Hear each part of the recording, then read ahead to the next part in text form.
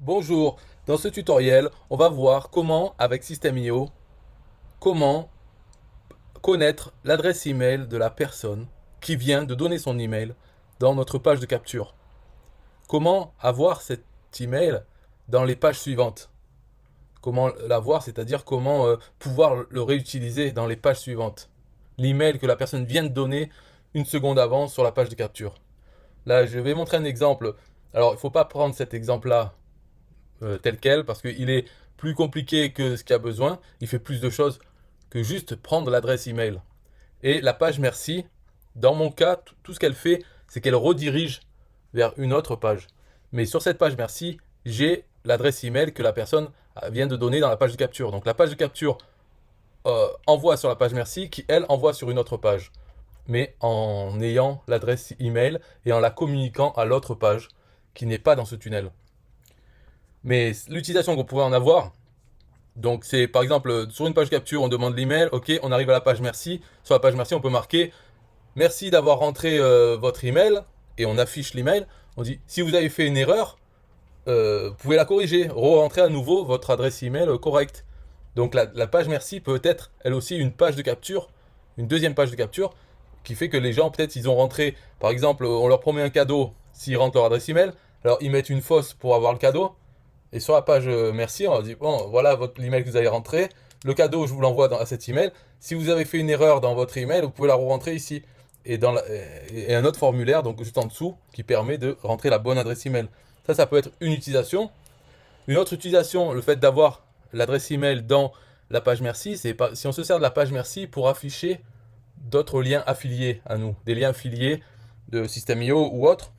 Il faut savoir que dans System.io, on peut mettre dans le lien l'adresse email de la personne et l'envoyer, donc par exemple sur une page de vente, enfin une page de capture ou un bon de commande, et s'il y a son email, il sera pré-rempli dans le champ de la page de capture. Donc la personne n'a pas besoin de rentrer deux fois son email. Elle le rentre une fois dans la page de capture, et ensuite sur la page merci, on met des liens pour des formations ou des choses, et quand elle clique dessus, sur la page de la formation, il y a déjà son adresse email rentrée là où il faut qu'elle soit. Donc il n'a pas besoin de retaper l'email parce qu'il a déjà donné juste avant. Voilà, ça peut être une utilisation. Après, il y en a d'autres des utilisations. Par exemple, ce que je fais là, dans ça, je m'en sers d'une autre façon. Mais peu importe, si vous avez besoin de ça, d'avoir l'adresse email, eh bien, comment faire, puisque ce n'est pas possible de base dans l'éditeur, sur la page merci, on ne peut pas mettre un substitut, comme on peut mettre dans les emails où on a l'adresse du contact. Dans des pages de System.io, on n'a pas de substitut pour marquer l'adresse email, même s'il vient de la donner là. Ce n'est pas communiqué à la page merci. Donc pour le faire, je vais expliquer donc le fonctionnement là, sans rentrer dans le code. Hein. Mais sur la page merci et la page de capture, ce qu'on fait, c'est qu'on surveille le champ email du formulaire de capture. On le surveille et on dit qu'à chaque fois qu'il change, on enregistre dans un cookie. Donc pendant que la personne tape, à chaque fois qu'elle tape une lettre, ça enregistre dans le cookie ce qu'elle a tapé. Donc à la fin, elle a fini de rentrer son email et elle appuie sur le bouton pour envoyer. Là, on a la dernière valeur, donc la valeur du champ email, il est dans le cookie qu'on a mis sur notre domaine. Le cookie, je ne vais pas expliquer ce que c'est, mais hein, voilà. Donc, ce qui fait que le cookie, on peut le lire sur n'importe quelle autre page qu'on a, du moment que c'est sur le même nom de domaine ou sous-domaine. Euh, donc, sur la page merci, on peut lire ce cookie email. On dit il n'est pas vide, parce que ça peut arriver si les gens arrivent directement sur la page merci. Mais s'il n'est pas vide, alors on l'utilise et on peut rajouter la valeur donc, de ce cookie. On peut rajouter aux liens qui sont sur la page. Tout ça, c'est en JavaScript. Donc voilà la façon simple pour passer de là à là. Et aussi, il y a une chose, c'est que notre page de capture System.io, comme c'est sur System.io, on peut aussi envoyer directement en mettant dans le lien vers la page de capture, on peut mettre l'adresse email de la personne. Donc la personne arrive sur notre page de capture, il y a déjà son adresse email marquée, donc elle ne va pas modifier le champ email. Donc il ne faut pas faire que ça, parce que dans ce cas-là, elle arrive sur la page de capture, elle clique sur le bouton, ça n'aura pas enregistré dans le cookie. Donc ce qu'il faut faire dans ce script, c'est en premier lieu, c'est regarder est-ce que dans le lien il y a email. Si oui, alors le mettre dans le cookie, déjà, première fois, et ensuite surveiller le champ email pour voir si la personne change son adresse email, par exemple.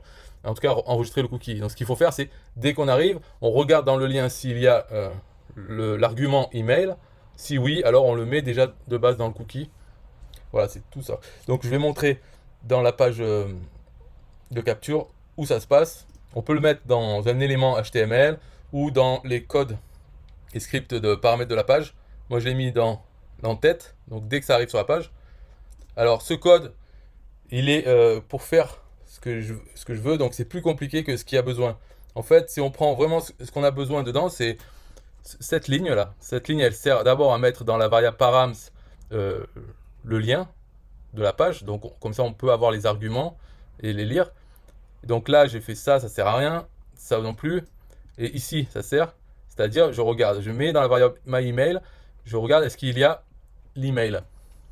S'il y a quelque chose, s'il est différent de nul, alors je set le cookie. Donc ça, il faut une fonction en JavaScript, en tout cas, voilà, c'est pour mettre un cookie, donc le nom du cookie, et la valeur. MyEmail, c'est la valeur de l'argument email dans l'URL. Et 365, c'est pour le nombre de jours, donc un an de validité. Et j'appelle une fonction, j'appelle James add email to destination.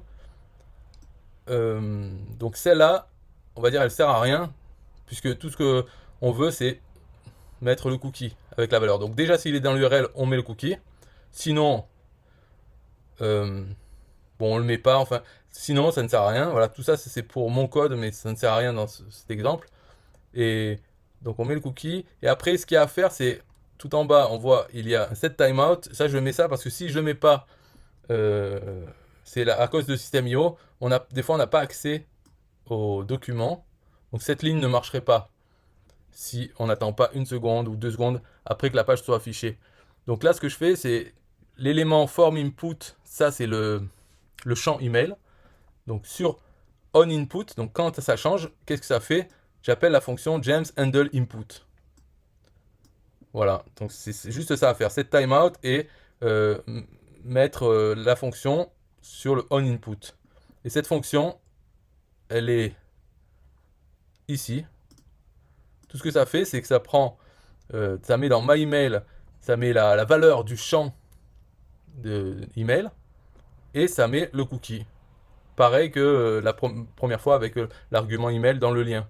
C'est exactement la même chose. C'est juste que là, ça le fait à chaque fois qu'il y a un input. Input, ça veut dire quand la personne efface un caractère ou ajoute un caractère au champ email.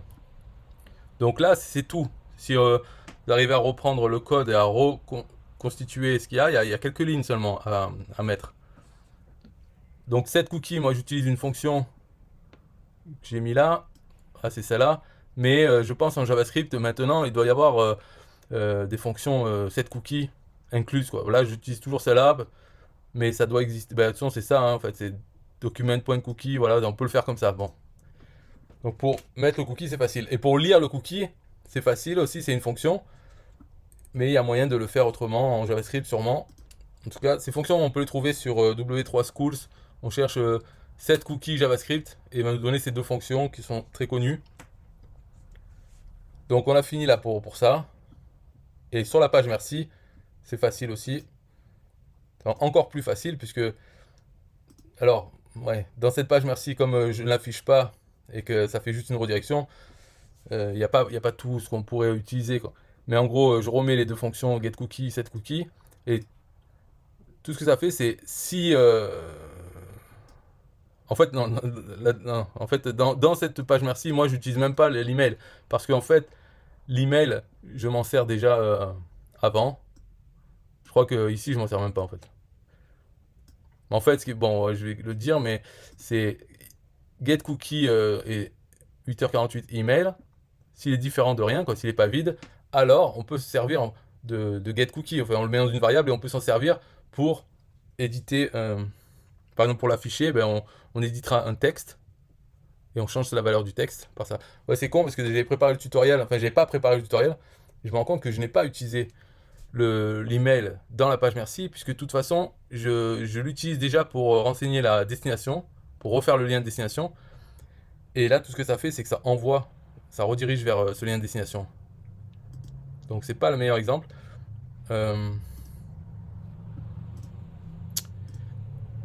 Enfin bref, de toute façon, le tuto, c'est fini. Après, si vous arrivez déjà à faire la page de capture, l'utiliser sur la page merci, c'est juste, il faut getCookie, on a la valeur, c'est bon, on l'a, et on l'utilise sur le site. Je vais voir juste si... Ouais, j'ai des choses, mais... Bref, c'est pas terrible. Enfin, je change pas beaucoup de choses, d'éléments sur la page. Non, là, c'est replacer. Bah, par exemple, si on veut. Ça fait. C'est pour changer tous les liens de la page. Et donc, de pouvoir mettre l'email. Ici, par exemple, on dit le paramètre email par l'email. Mais bon, tout ça, c'est compliqué en fait. Ça sert à rien d'expliquer maintenant. Mais en gros, voilà. C'est fini pour ce tuto. Bye bye.